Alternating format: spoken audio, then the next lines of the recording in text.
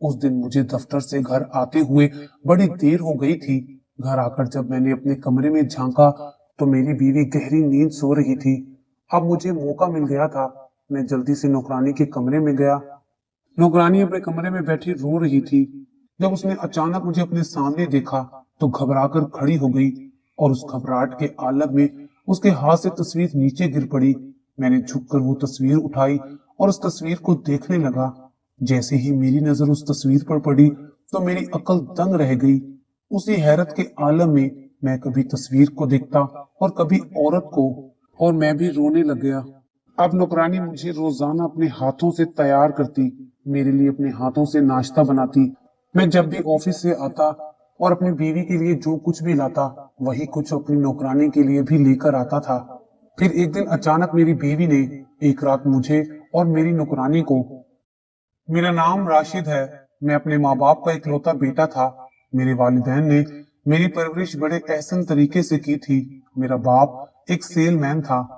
वो मार्केट से सामान लाता और फिर घर में बैठकर उनकी पैकिंग करता और फिर शहर के मुख्तलिफ दुकानों पर जाकर उसे फरोख्त कर देता और उससे हासिल होने वाली आमदनी से वो इस घर की दाल रोटी का निजाम चलाता था। मैंने जब से होश संभाला था मैंने अपने बाप को यही काम करते हुए पाया।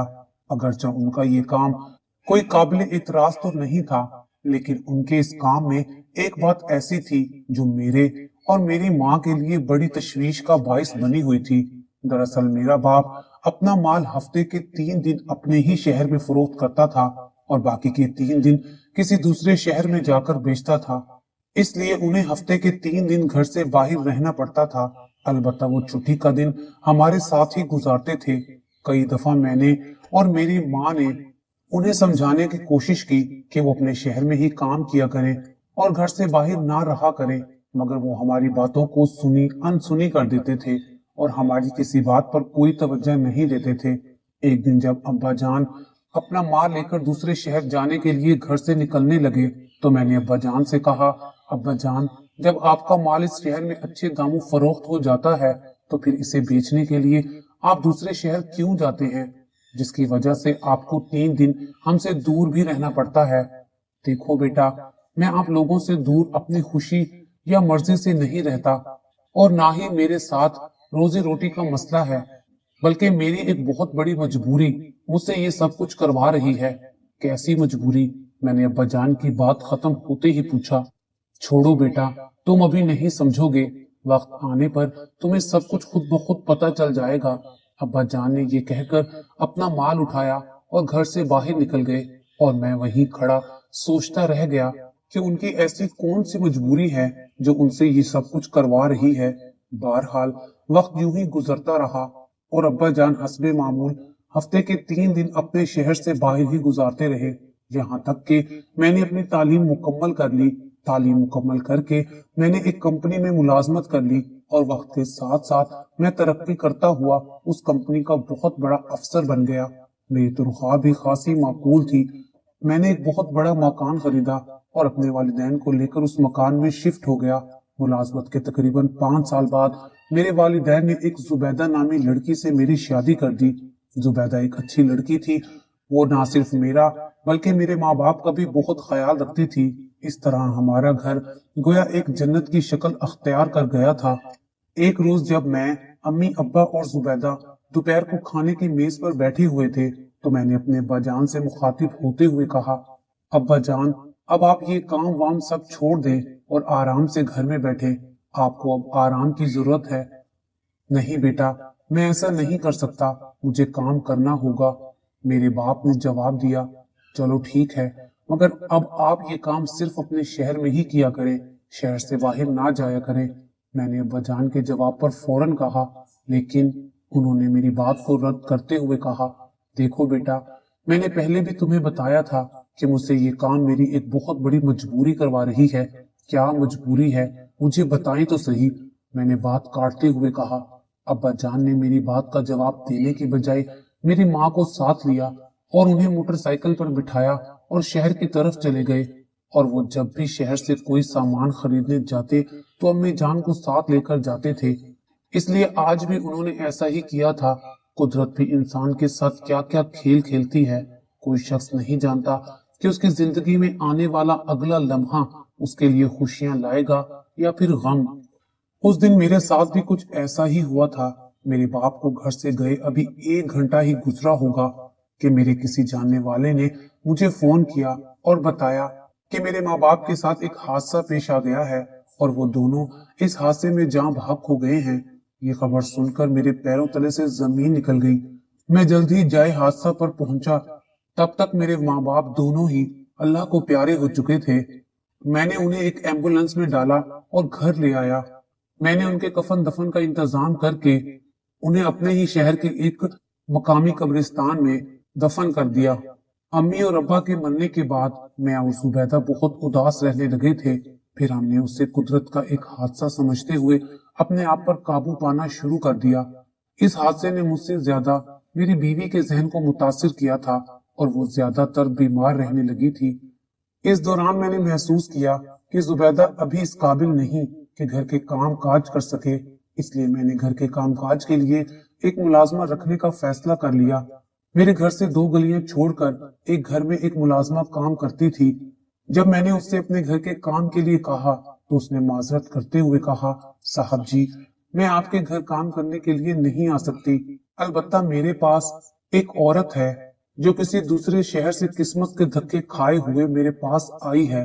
साहब जी, वो बहुत ही गरीब और बेयारो मददगार औरत है। अगर आप उसे अपने घर में रिहाइश दे दे तो वो आपके घर के सारे काम कर देगी। ठीक है, तुम उस औरत को मेरे घर भेज देना, मैं उसे रहने के लिए एक कमरा भी दे दूंगा। ठीक है साहब जी, उस औरत ने ये कहा और अपने घर के अंदर चली गई। अगले दिन वो मुलाजमा एक औरत को लेकर मेरे घर पहुंच गई। जुबैदा ने उसे घर का सारा काम समझा दिया और उसे रहने के लिए एक कमरा भी दे दिया। वो औरत हमारी तवक्का से ज्यादा शरीफ, सुघड़ और समझदार साबित हुई। उसने आते ही घर का सारा काम बड़े अच्छे तरीके से संभाल लिया था। मैं और जुबैदा उस औरत की मेहनत और समझदारी से बहुत मुतासिर हुए।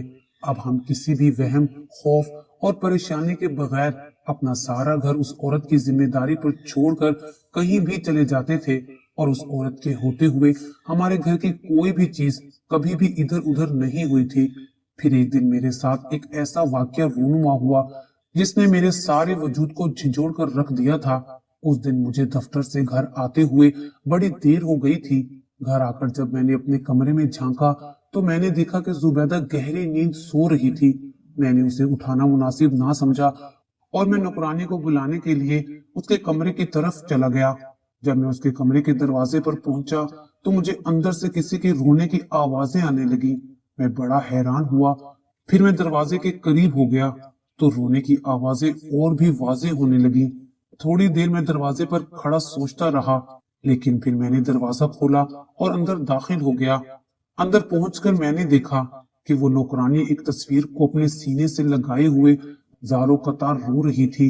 जब उसने अचानक मुझे अपने सामने देखा तो घबराकर खड़ी हो गई और उस घबराहट के आलम में उसके हाथ से तस्वीर नीचे गिर पड़ी। मैंने झुककर वो तस्वीर उठाई और उस तस्वीर को देखने लगा। जैसे ही मेरी नजर उस तस्वीर पर पड़ी तो मेरी अकल दंग रह गई। उसी हैरत के आलम में मैं कभी तस्वीर को देखता और कभी औरत को। ताहम मैंने अपनी हैरत पर काबू पाते हुए वो तस्वीर नौकरानी को वापस कर दी और पूछा, ये किसकी तस्वीर है? तो उस नौकरानी ने कहा, ये मेरी माँ और बाप की तस्वीर है साहब जी। नौकरानी का ये जवाब सुनकर मेरी हैरानगी खत्म होने के बजाय और बढ़ना शुरू हो गई और मेरी आंखों में आंसू नुमाया होने लगे। मगर मैंने अपनी ये कैफियत उस पर जाहिर ना होने दी और फिर उससे सवाल कर डाला, अब ये कहाँ है? ये सवाल सुनकर वो नौकरानी फिर से रोने लगी और रोते हुए कहने लगी, साहब जी, वो हफ्ते के 3 दिन हमारे साथ रहते थे और बाकी के 3 दिन किसी और शहर में जाकर काम करते थे, इसलिए उन्हें रहना भी वहीं पड़ता था। मगर आज से कुछ महीने पहले वो हस्बे मामूल अपने काम पर दूसरे शहर गए, मगर फिर लौट कर नहीं आए। नौकरानी की ये दर्द भरी कहानी सुनकर मेरी भी आंखों में आंसू भर आए थे, लेकिन मैंने जब्त से काम लेते हुए उससे पूछा, तुम्हारी अम्मी कहाँ है? साहब जी, कुछ अरसा पहले हमारे इलाके में हैजे की वबा फूट पड़ी थी और उस वबा का शिकार होकर मेरी अम्मी भी इस जहान से हमेशा के लिए रुखसत हो गई थी। फिर तुम दूसरे शहर से यहाँ कैसे पहुंची? मैंने उससे पूछा। मेरी माँ के मरने के बाद मैं घर में अकेली रह गई थी। चूंकि वो घर किराए का था, जिसका किराया मेरे अब्बा मेहनत मजदूरी करके अदा करते थे, इसलिए माँ के मरने और बाप के गुम होने के बाद मैं किराया अदा ना कर सकती थी, तो घर के मालिक ने मुझे धक्के देकर घर से निकाल दिया था। घर से निकलकर मैं एक पार्क में अकेली बैठी रो रही थी, क्योंकि मेरा कोई ठिकाना तो था नहीं। मैं ये सोच सोच कर हलकान हो रही थी कि अब मैं कहाँ जाऊंगी, कि इस मुलाजमा ने, जिसने मुझे आपके घर भेजा है, मुझे रोते हुए देखा तो मेरे पास आ गई, और जब उसने मेरी दर्द भरी कहानी सुनी तो मुझ पर तरस खाकर मुझे अपने साथ इस शहर में लेकर आ गई। और यूं किस्मत के धक्के खाते खाते मैं आपकी दहलीज तक आ पहुंची हूँ, और यहाँ पर अपनी बात खत्म करते हुए एक बार फिर सिसकियां भरने लगी। नौकरानी की इस दर्दनाक कहानी ने मेरे अंदर एक हलचल सी मचा दी थी, और उसकी इस दास्तान ने मेरे दिमाग के दरीचे खोल दिए थे। अब मैं समझ गया था कि मेरा बाप 3 दिन शहर से बाहर क्यों रहता था, और मेरे इसरार के बावजूद भी उसने अपना काम क्यों न छोड़ा, ताकि मुझे और मेरी माँ को इस बात का पता ना चले। अभी मैं इन्हीं सोचों में गुम था कि नौकरानी की सिसकियों की आवाज ने मुझे उसकी तरफ मुतवज्जा कर दिया। मैंने उसे देखा और पूछा, तुम्हारा नाम क्या है? सकीना, उसने जवाब दिया। अच्छा देखो सकीना, अब तुम रोना बंद करो और आराम से सो जाओ। ये कहकर मैं नौकरानी के कमरे से बाहर निकला और अपने कमरे में आकर अपने बिस्तर पर लेट गया। जुबैदा अभी भी गहरी नींद में थी, इसलिए मैंने उसे डिस्टर्ब ना किया और अपने बिस्तर पर खामोशी से लेटा रहा। उस रात मैं सारी रात ना सो सका और सकीना के बारे में सोचता रहा। अगले दिन जब सुबह मैं तैयार होकर दफ्तर जाने ही लगा था कि सकीना की आवाज पर मेरे कदम रुक गए। साहब जी, बीबी जी अभी सो रही हैं। मैंने आपका नाश्ता तैयार करके मेज पर लगा दिया है। आप आराम से नाश्ता करके दफ्तर जाइएगा, और मैंने आपके कपड़े भी प्रेस कर दिए हैं। सकीना की आवाज पर मैं वापस मुड़ा, नाश्ता किया, और जाते हुए मैंने सकीना के चेहरे की तरफ देखा, और फिर मैंने सकीना का शुक्रिया अदा किया और दफ्तर चला गया। अब ये सकीना का रोजमर्रा का मामूल बन चुका था। वो सुबह मुझे दफ्तर के लिए तैयार करवाती, मेरे लिए नाश्ता तैयार करके मुझे नाश्ता करवाती, और मेरा बैग मेरे हवाले करके बहुत सी दुआओं के साए में मुझे दफ्तर भेज देती थी। और दफ्तर से वापसी पर भी मुझसे हर चीज लेकर बड़े सलीके से अपनी जगह पर रख देती, और मुझे खाना देकर अपने कमरे में जाकर बैठ जाती थी। मैं भी अब सकीना का बहुत एहतराम करने लगा था। अब मैं बाहर से जो भी शहद जुबैदा के लिए लाता था, सकीना के लिए भी लेकर आता था, और ये सब मैं सकीना के लिए इसलिए करता था। सकीना ना सिर्फ मेरी देखभाल करती थी, बल्कि वो जुबैदा की भी बड़ी खिदमत करती थी। वो जुबैदा के खाने पीने, उठने बैठने और दवाई का भी बहुत ख्याल रखती थी, और उसकी इस हत्तेमादारी की वजह से जुबैदा जल्द ही पूरी तरह सेहत याब हो गई। लेकिन इसके बावजूद भी सकीना ने मेरी देखभाल में कोई कमी ना रखी, और मैं भी उसके लिए वैसे ही जरूरियाती जिंदगी का ख्याल रखता था। किसी ने सच कहा है कि औरत ही औरत की दुश्मन होती है। जुबैदा जब बिल्कुल ठीक हो गई तो उसकी आंखों में सकीना का मेरी खिदमत करना और मेरा सकीना के लिए चीजें लाना खटकने लगा। खुदा जाने वो किस शक में मुब्तला हो गई थी। एक दिन जब मैं और जुबैदा रात को खाने की मेज पर बैठे थे तो सकीना कमरे में दाखिल हुई। उसने मेज पर पानी का जग रखा और वापस जाने के लिए मुड़ी तो मैंने कहा, सकीना। जी साहब जी, उसने मुड़कर जवाब दिया। क्या आपने खाना खा लिया है? मैं अभी खाना खा लूंगी। ठीक है, अब आप जाकर आराम से खाना खा लो। अच्छा साहब जी, सकीना ये कहकर कमरे से बाहर चली गई। तो जुबैदा ने मुझे मुखातिब करते हुए तंजिया अंदाज में कहा, क्या बात है, आजकल नौकरानी की बड़ी इज्जत की जा रही है। मैंने जुबैदा की तरफ देखा। नौकरानी भी तो आखिर एक इंसान है, क्या उसका एहतराम करना गुनाह है? नहीं, मगर घर की नौकरानी पर डोरे डालना गुनाह है। क्या मतलब है तुम्हारा? जुबैदा की इस बात ने मेरे तन बदन में आग लगा दी थी। आखिर तुम क्या कहना चाहती हो? मैं दरअसल ये कहना चाहती हूँ कि राशिद, तुम एक समझदार इंसान हो। जब कोई मर्द अपने घर की नौकरानी को रोजाना खाने पीने की चीजें लाकर दे, नए नए कपड़े लाकर दे, हत्ता कि जो भी शय वो अपनी बीवी के लिए घर लेकर आए तो वही शय नौकरानी के लिए भी लेकर आए। और तो और जब मालिक अपनी नौकरानी को तू और तुम की बजाय आप जनाब कहकर पुकारने लगे तो इसका क्या मतलब होता है? क्या इसका मतलब ये नहीं होता कि तुम अपनी नौकरानी पर डोरे डाल रहे हो और वर्गलाने की कोशिश कर रहे हो? क्या मैंने अपनी बीमारी की हालत में नहीं देखा कि ये नौकरानी तुम्हारे कितने करीब आ गई है? हत्ता के दफ्तर के लिए वो ही तुम्हें तैयार करती रही है और वापसी पर तुम्हारी हर चीज तुमसे लेकर अपनी जगह पर रखती रही है। देखो जुबैदा, अब तुम हद से बढ़ रही हो। हमारे दरमियान कोई ऐसी वैसी बात नहीं है। खामखा तुम अपने दिल में शक का बीज बो रही हो। नहीं, ये मेरा शक नहीं बल्कि यकीन है कि तुम नौकरानी को वर्गलाने की कोशिश कर रहे हो और वो भी तुम्हारे बिछाए हुए जाल में फंसती जा रही है। खामोश हो जाओ जुबैदा, अब इसके आगे एक लफ्ज भी मत कहना वरना। और फिर मैं अपनी बात अधूरी छोड़कर उठा और अपने कमरे में जाकर सो गया। एक दिन मैं उठा और तैयारी करके बगैर नाश्ता किए दफ्तर जल्दी चला गया। दफ्तर में सारा दिन जुबैदा के अल्फाज मेरे दिमाग में गूंजते रहे और मुझे तैश दिलाते रहे। आखिरकार मैंने फैसला कर ही लिया कि आज मैं सकीना का सारा मामला जुबैदा और सकीना के सामने खोल दूंगा ताकि जुबैदा की ये शक की चिंगारी कहीं हमारे आशियाने को जलाकर राख न कर दे। दफ्तर से छुट्टी के बाद जब मैं घर पहुंचा तो मैंने सकीना को आवाजें दी मगर सकीना ना आई। शायद वो किसी काम से बाहर गई होगी। ये सोचकर मैं अपने कमरे की तरफ चल पड़ा। जब मैं कमरे में दाखिल हुआ तो कमरे में जुबैदा एक कुर्सी पर बैठी मैगजीन पढ़ रही थी। ना जाने मैगजीन में कोई कहानी पढ़ रही थी कि उसका चेहरा तपते हुए अंगारे की तरह सुर्ख हो रहा था। मैंने बैग मेज पर रखा और जुबैदा से मुखातिब होकर कहा, सकीना कहाँ है? जुबैदा ने मेरी तरफ घूर कर देखा और कहा कि चली गई है। वो कहाँ गई है? कब तक वापस आएगी? मैंने पूछा। वो हमेशा के लिए चली गई है, अब वो कभी वापस नहीं आएगी। मगर क्यों? मैंने सख्त लहजे में पूछा। मैंने खुद उसे यहाँ से हमेशा के लिए निकाल दिया है। ये तुमने क्या किया है जुबैदा? क्या तुम्हें उसे घर से निकालते हुए अभी ख्याल नहीं आया कि उस गरीब लाचार शरीफ औरत पर क्या गुजरेगी? वो बेचारी इस अजनबी शहर में कहां कहां धक्के खाती फिरेगी। ये कहते हुए मैं अपना सर पकड़कर मेज पर बैठ गया। देखो राशिद, मेरे सामने इतने मासूम बनने की कोशिश ना करो और जिस औरत के लिए तुम गरीब, मस्कीन और लाचार जैसे अल्फाज इस्तेमाल करके मेरे दिल को तड़पाने की कोशिश कर रहे हो, उसके लिए ये अल्फाज मुनासिब नहीं हैं, बल्कि ऐसी बेहया और बदकार औरतों के लिए रखील जैसे अल्फाज मुनासिब होते हैं। तुमने उसके साथ नाजायज ताल्लुकात कायम कर रखे थे, इसलिए तुम उसे बेचारी और लाचार कहने की बजाय अपनी रखील कहो।